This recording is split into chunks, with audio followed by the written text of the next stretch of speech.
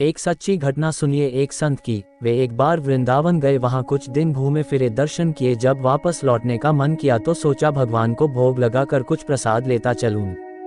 संत ने रामदाने के कुछ लड्डू खरीदे, मंदिर गए, प्रसाद चढ़ाया और आश्रम में आकर सो गए। सुबह ट्रेन पकड़नी थी, अगले दिन ट्रेन से चले। सुबह वृंदावन से चली ट्रेन को मुगल सराय स्टेशन तक आने में शाम हो गई।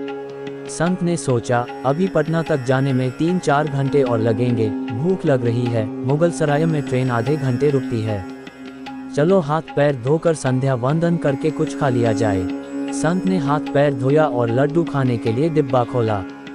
उन्होंने देखा लड्डू में चींटे लगे हुए थे। उन्होंने चींटों को हटाकर 1-2 लड्डू खा लिए, बाकी बचे लड्डू प्रसाद बांट दूंगा ये सोचकर छोड़ दिए। पर कहते हैं न संत हृदय नवनीत समाना, बेचारे को लड्डुओं से अधिक उन चींटों की चिंता सताने लगी। सोचने लगे ये चींटे वृंदावन से इस मिठाई के डिब्बे में आए हैं। बेचारे इतनी दूर तक ट्रेन में मुगल सराय तक आ गए, कितने भाग्यशाली थे, इनका जन्म वृंदावन में हुआ था। अब इतनी दूर से पता नहीं कितने दिन या कितने जन्म लग जाएंगे इनको वापस पहुंचने में। पता नहीं ब्रज की धूल इनको फिर कभी मिल भी पाएगी या नहीं। मैंने कितना बड़ा पाप कर दिया, इनका वृंदावन छुड़वा दिया। नहीं, मुझे वापस जाना होगा। और संत ने उन चींटों को वापस उसी मिठाई के डिब्बे में सावधानी से रखा और वृंदावन की ट्रेन पकड़ ली। उसी मिठाई की दुकान के पास गए, डिब्बा धरती पर रखा और हाथ जोड़ लिए।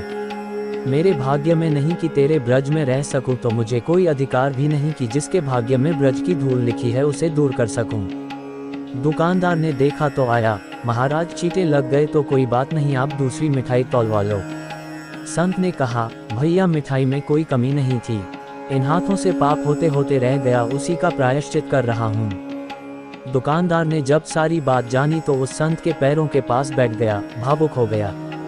इधर दुकानदार रो रहा था, उधर संत की आंखें गीली हो रही थीं। बात भाव की है, बात उस निर्मल मन की है, बात ब्रज की है, बात मेरे वृंदावन की है, बात मेरे नटवर नागर और उनकी राधा रानी की है, बात मेरे कृष्ण की राजधानी की है। बूझो तो बहुत कुछ है, नहीं तो बस पागलपन है, बस एक कहानी।